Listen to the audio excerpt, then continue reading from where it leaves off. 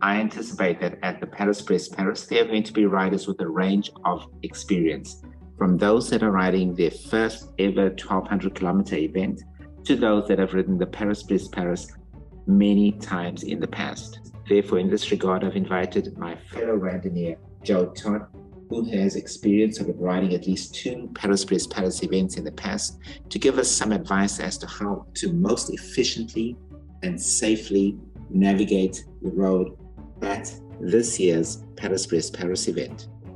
My name is Joe Todd. I'm from Atlanta, Georgia. I've been riding with Randonneurs USA for 12 years, since 2011, got started as an experiment just to see if I could do something longer than a century. It got carried away, and here we are today. Not a strong rider, not a fast rider, but I try to prepare well, and I meet a lot of interesting people. So I'm very fortunate to be part of this. As to the volume of riders, I expect, looking at the 8,000 is the limit, 2,500 reserved for French citizens, but the way things have filled up, I think closer to 8, definitely more than 7. I would not be surprised if it got very close to 8, considering some people drop out, their plans change and they can't make it. But yeah, I would expect it to be very close to 8,000 people from more than 70 countries, lots of languages. Some of the precautions in a large group of riders in a tight space is I would use a mirror, and I prefer a helmet mirror because I can pan and move my head left, right, up and down, and I can check even to see if my rear light is on just to verify, but to keep track of what's going on around me. Do not assume that other people are going to understand if you say on your left or coming by. There's a lot of languages and people are not going to understand. The second thing that happened a lot in 2019 early on is riders stopping in the road in the first meter of the side of the road to fix a flat or change clothes or whatever. I would expect things to fall off of bikes in the first few kilometers because people, they don't test ride their bikes, so they add things to them at the last moment. So that happens. People stop in very dangerous positions and you got traffic on your left. So a mirror really helps in that case, and keep an eye out for both people stopped, and as you go through villages, and I think there's 174 communities that we go through, watch for road furniture. That is the nickname given for traffic calming devices that the French put up. It could be railings sticking in the road, curbs that jut out into the road, speed humps, things like that. So enough to keep you busy watching what's going on.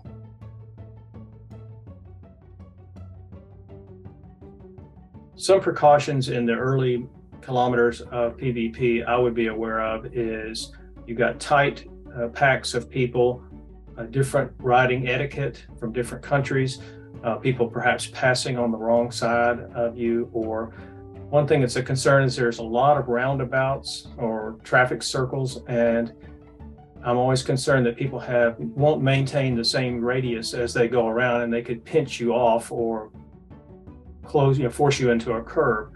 In 2015, I saw an overexcited rider crash into a curb, and he was fine. He was just embarrassed, and it was purely due to adrenaline and just excitement. You spent a year getting there, and everybody's very excited. It's unnecessary, but it does happen. I expect in PBP that there are very disciplined groups by nationality, people who are used to riding with each other. You might see a group of Germans that look like a machine, or Italians, whoever, that are used to riding with each other. They're very precision, and they do a great job of staying together with an even pace and everything. And they may or may not like interlopers to join them. Sometimes they do and don't, based on reading that I've done. I ride mostly by myself because I like to be able to see the road ahead. And it costs me because it's not as efficient, obviously. But some people are very skilled at it. You'll see that, you can recognize them when people are very disciplined, staying together. And they all have matching jerseys sometimes, and you'll know that these are skilled people. But then others, you'll see wobbling, people falling asleep and things, and you really have to watch out for those.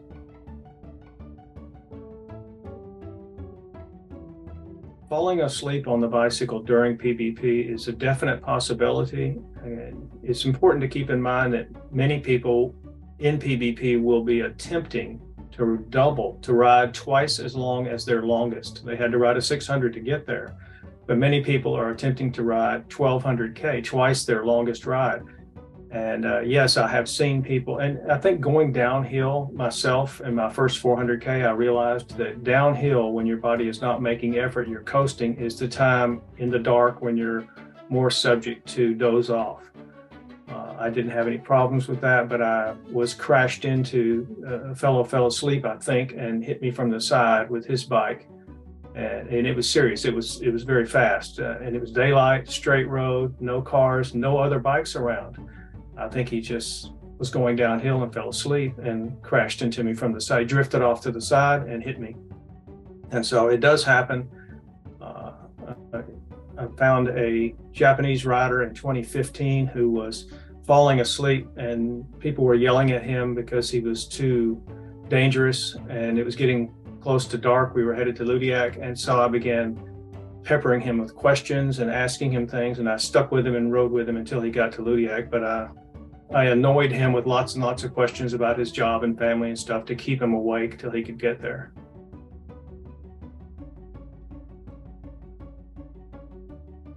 When you need sleep, don't delay, get some sleep. I'm trying to experiment here at home with 20 naps of 26 minutes. The recent research from the US Army is that 26 minutes is the optimal time to get the benefit without getting too deep into sleep where you're groggy or you oversleep and don't wake up.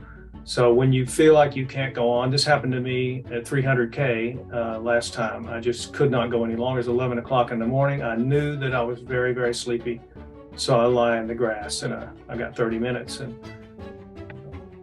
when it's necessary, you have to recognize it's time and do that. Get some rest.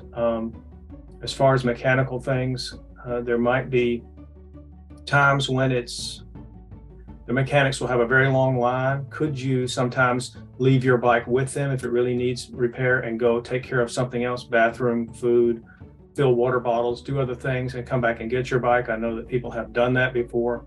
It's a very stressful situation to be a mechanic with a line of randonneers looking at their watches. So you try to use your time as efficiently as possible, but sleep, you can't push yourself too hard. When it's time to sleep, you have to admit it and get some.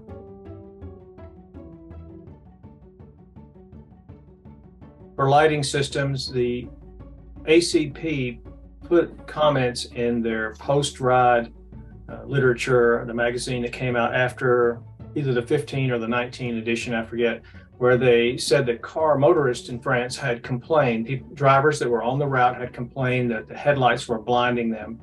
And they asked, the ACP asked the riders to put visors or hoods, they call them, on the top of their headlights. And even the taillights, because it's just so bright if they're misaligned. So it's important to have them perpendicular to the road or aligned properly, your headlight and taillight. I tend to not like to ride with someone behind me who has handlebar mounted lights, because when I look in the mirror, I can't tell if it's one bike, two, three, is it a car or a bike? So it kind of dazzles, it's so a bit over too much light in the mirror. So a lower mounted light is better. And having them aligned properly. I did have somebody in 2019 turn off their light and sort of stayed on my shoulder and used my generator light to see and save their battery. And this is not uncommon. I've heard in prior editions the same thing happen. It's strictly illegal in France, road law, and against the PBP rules, but people do it trying to save battery.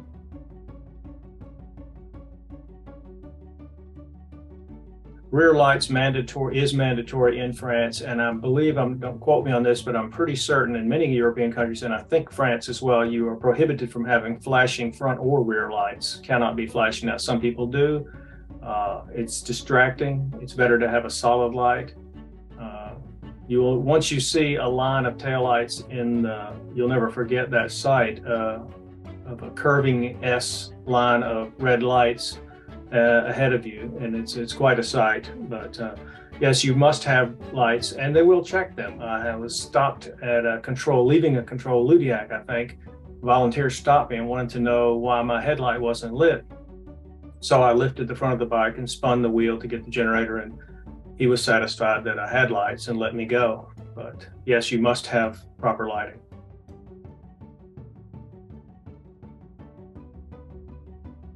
I have read from other ride reports that it's really not practical, or it's not beneficial to agree to ride with other people for a couple of reasons. We all have different high points and low points, and those won't coincide.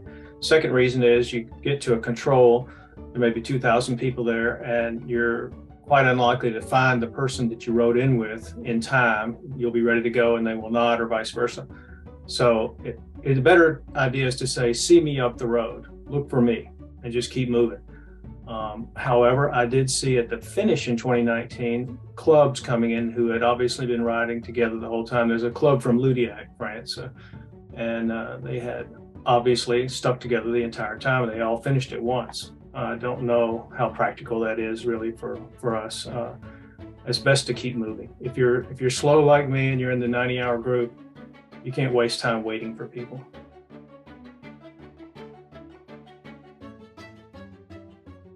One of the most rewarding things you can do is to help. To me, I feel like helping someone else finish, it becomes part of your story and theirs.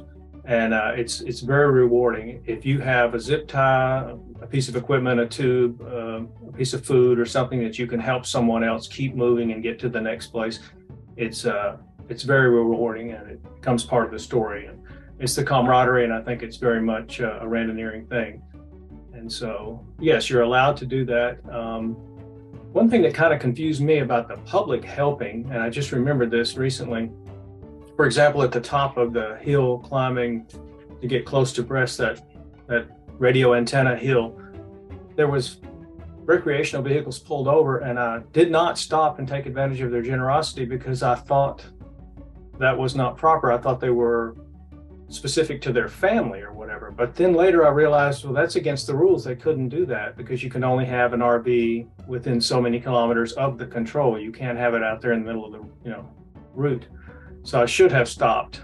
Yes, you can take nutrition and help. The one thing that you cannot do is draft a person who is not part of the event. So if you see a bicycle, and there will be a few out there towards the end, road bikes, guys that are just out there riding to watch or whatever, you can't draft those guys. It's got to be a person with a frame tag, person part of the event.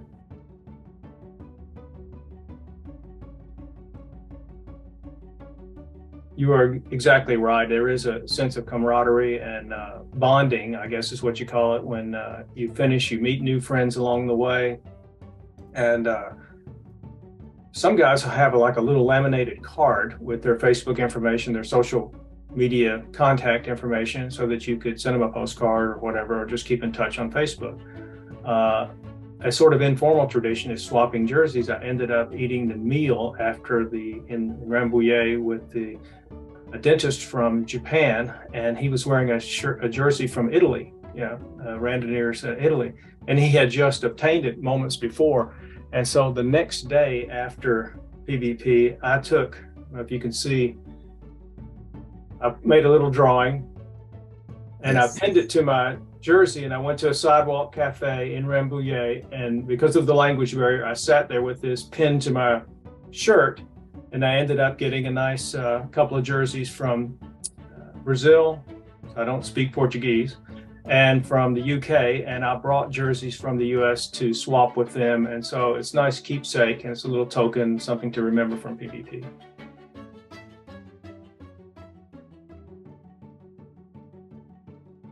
Not on the road, but moments after the finish in Rambouillet, there was a Japanese, I don't know how you pronounce, a female randonneur. And her kit was immaculate. It looked like her clothes were so perfect, like she was about to start, not that she had just finished. But she had dropped a chain on her bike, so her hands she put it back on, her hands were filthy with bike grease, and she was sort of standing there not sure what to do. So in English, I said, wait a minute. And I had been carrying these citrus hand cleaners that work very well on greasy hands. And I opened it and ran over and I gave it to her, and she was able to clean up and ride on wherever she was going. So little things like that, when you help somebody out a little bit, it's part of your story. Joe, these tips that you've given us and the guidelines that you've given us and the advice that you've given us are all extremely much appreciated. And I'm certain that there'll be lots of randonneurs that'll be watching this that'll definitely, be able to benefit from the knowledge and experience that you've shared. Thank you so much for your time today, and we really appreciate your participation in this series of videos. Thank you so much.